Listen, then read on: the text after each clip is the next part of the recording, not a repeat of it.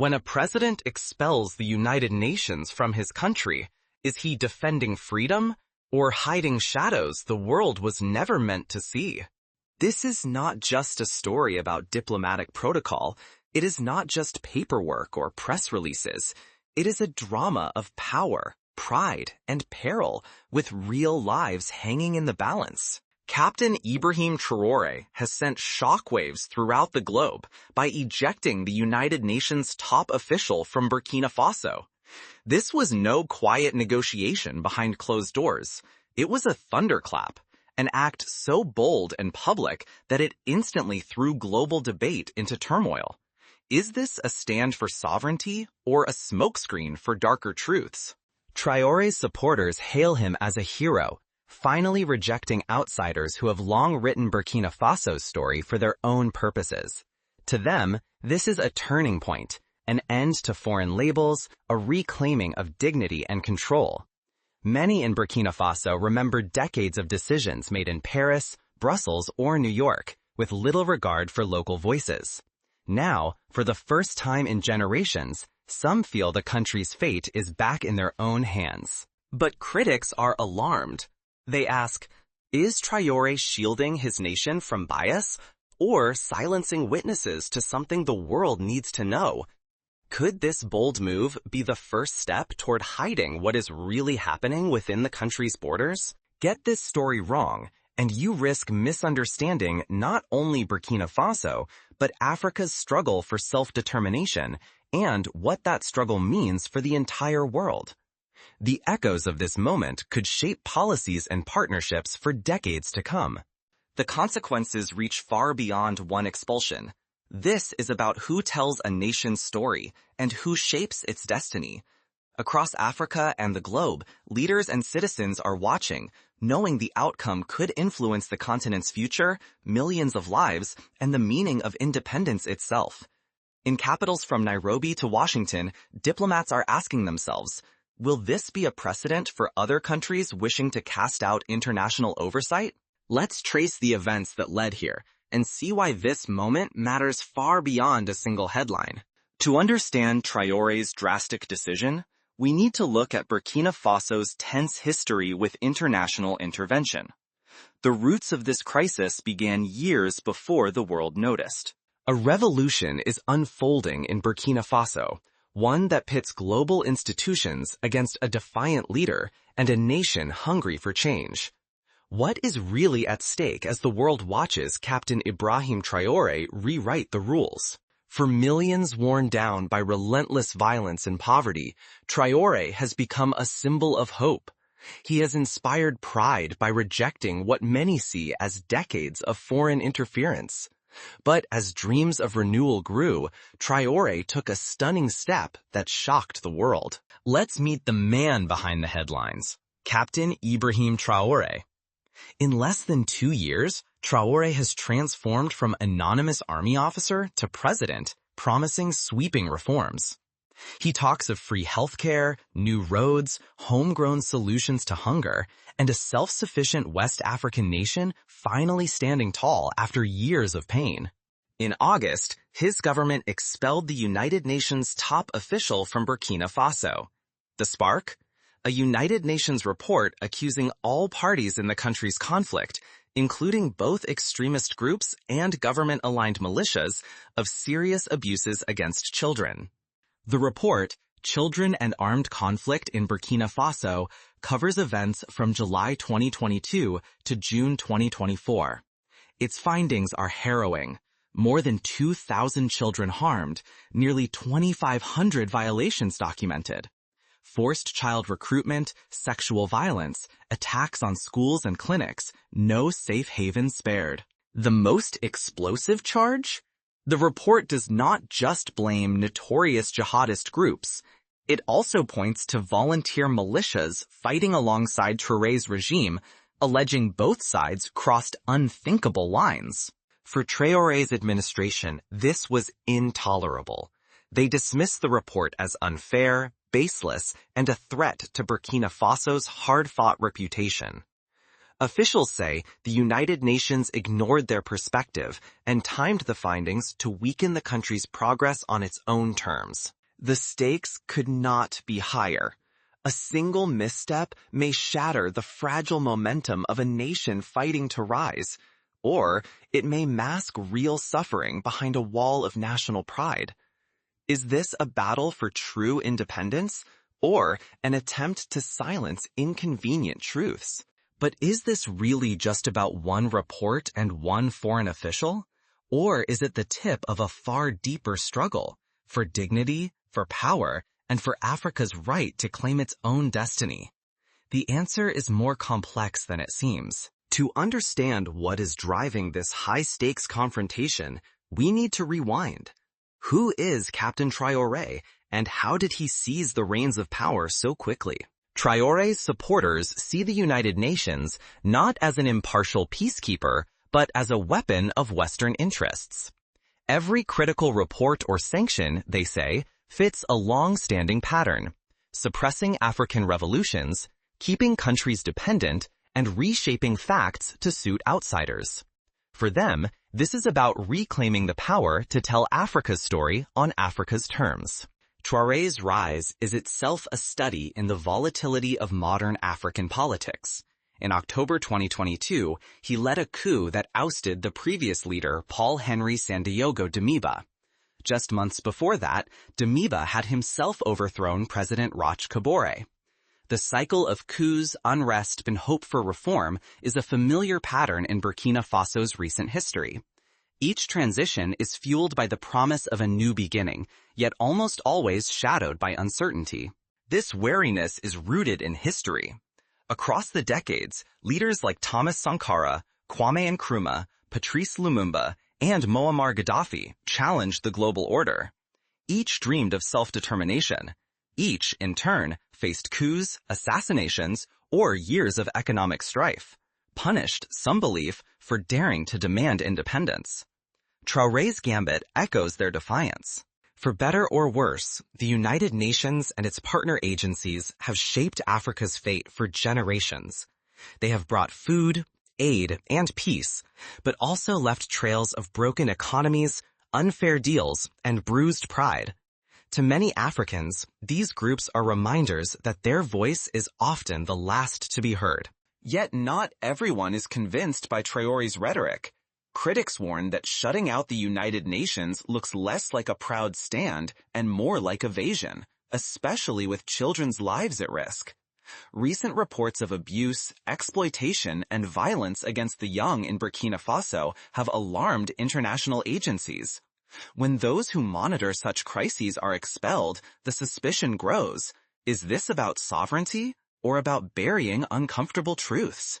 Let's recall a case from the 1990s. In Rwanda, United Nations peacekeepers withdrew as genocide unfolded, leaving ordinary citizens vulnerable.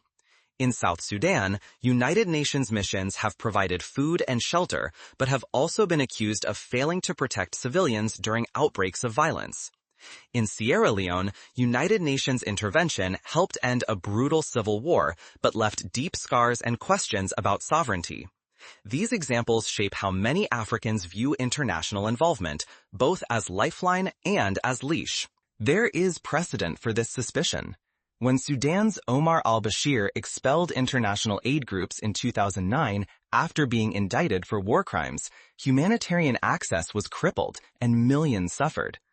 In Ethiopia during the Tigray conflict, repeated expulsions of aid agencies led to famine conditions.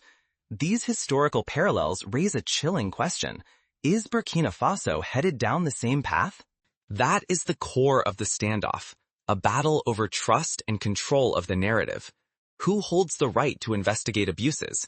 Who decides what justice looks like? Governments like Traoré's argue that defending national pride means rejecting foreign oversight.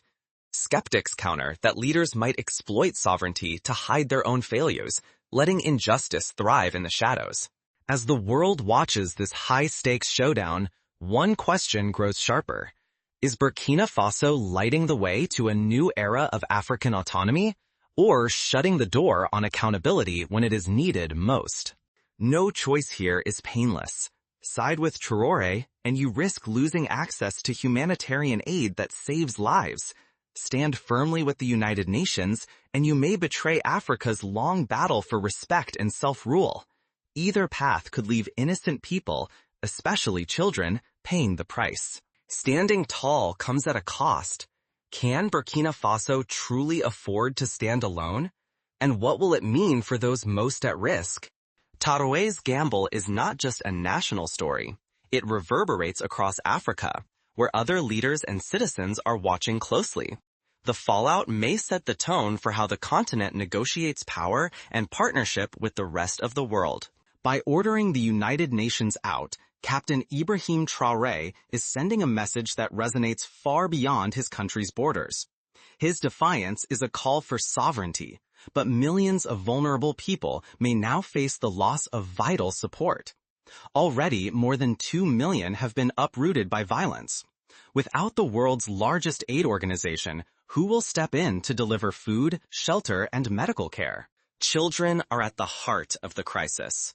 A recent United Nations report accused all sides, including actors linked to the government, of horrific abuses against more than 2,000 young people. With the United Nations forced to leave, a chilling question lingers. If these allegations are true, and the international watchdog is gone, who will protect Burkina Faso's most vulnerable children? Burkina Faso's image is also on the line. Expelling the United Nations top official could make other nations and donors wary. They may fear their own staff could be next, or doubt the government's willingness to accept outside help. Pride and independence come with a price, the risk of deeper isolation, just when critical aid is needed most. But the implications are bigger than one nation's fate. This is a crossroads for Africa itself. Should the continent keep relying on foreign institutions with all the risks of outside interference and dependency? Or is now the time to invest in African-led systems, perhaps a more powerful African Union that could investigate abuses, deliver aid, and defend Africa's interests on its own terms? Millions of lives hang in the balance, and the path Burkina Faso chooses will echo well beyond its borders. Is the struggle for sovereignty worth the risk of more suffering for those already in danger? Or is this hardship the necessary cost of breaking free from old systems of control? Consider the African Union's peacekeeping efforts in Somalia. While the mission has had setbacks, it has also shown that African-led interventions can make a difference. The Economic Community of West African States, ECOWAS, has mediated crises in Liberia, Sierra Leone, and Côte d'Ivoire. Yet, these organizations often lack resources, training, and global influence. Investing in their capacity could offer a new model for balancing independence with protection. While the risks are stark, there are also powerful lessons in Burkina Faso's gamble, lessons that reach far beyond Africa. What can the world learn from this high-stakes test of independence? And how might it reshape the future of global partnerships? As Burkina Faso stands at this pivotal moment, the world watches to see what comes next. The fallout from this decision will reveal not only the cost of independence, but also the possibilities for a new kind of international engagement. What if there is a third path, one where African voices lead boldly, yet justice and transparency remain at the center? History shows a repeating cycle. When outsiders hold too much sway, African stories are silenced. But when local leaders go unchecked, they can hide abuses, twist the truth, and put pride before their people's safety. So why not break the cycle? Imagine if African countries demanded hard evidence from everyone, foreign powers and homegrown authorities alike. That means asking the tough questions, verifying claims, and refusing to accept half-truths, no matter who speaks them. Governments, international agencies, and everyday citizens all at the table, listening, challenging, and refusing to let any voice go untested. Real progress comes not from shutting out critics, but from opening doors to honest debate. Consider the example of South Africa's Truth and Reconciliation Commission after apartheid. By openly confronting painful truths, South Africans built a new foundation for their society. Could Burkina Faso and other nations create similar platforms, independent, respected, and open to all sides? Real independence is more than flying a flag or sending foreigners home. It means telling your own story with courage, even when the truth is painful. That takes facing up to harsh reports, admitting errors, and accepting responsibility. Only then can a nation truly move forward. Both Captain Traoré's government and the United Nations missed a chance for transparency and partnership. Instead, each side dug in, choosing pride over trust and letting suspicion take root. In the end, the people who need protection are left exposed. If Africa tips too far, always blaming outsiders, or never questioning its own, there is a risk of falling into new traps. The continent could remain dependent on foreign aid or slip into homegrown abuse. Neither path brings real freedom or safety. But there is hope. If Africans insist on leading, demand accountability from all, and build strong institutions to protect both people and reputation. Practical steps for the future could include establishing independent national commissions with the power to investigate abuses and publish findings, no matter who is responsible. Forming regional African task forces to monitor human rights, combining local expertise with international best practices.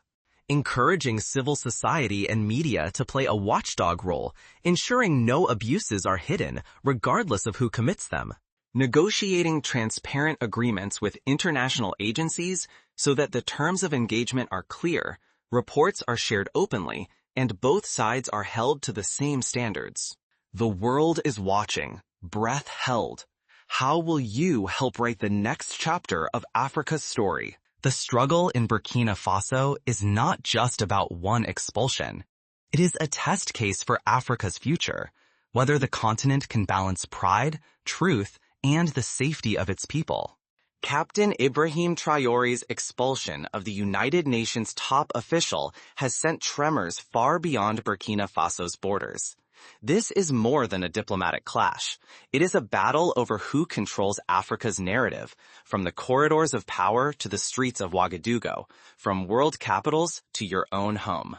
Will old patterns of foreign intervention continue to shape Africa's destiny? Or is this the dawn of a new era, one where Africans seize the pen and write their own fate, no matter the risks? The stakes could not be higher. National pride, self-determination, and the safety of millions are all in play. International aid, the image of Africa on the global stage, and the future of vulnerable children hang in the balance. Here is the truth: silence is not neutrality. If you do not speak, others will define Burkina Faso's future, and Africa's, without you. Every conversation, every question, every post is a thread in the tapestry of what comes next. Will you let others decide, or will you help shape the outcome? This is your moment to reflect, to debate, to act. What kind of Africa do you want to see? What costs are worth bearing for sovereignty? And what new responsibilities come with true independence?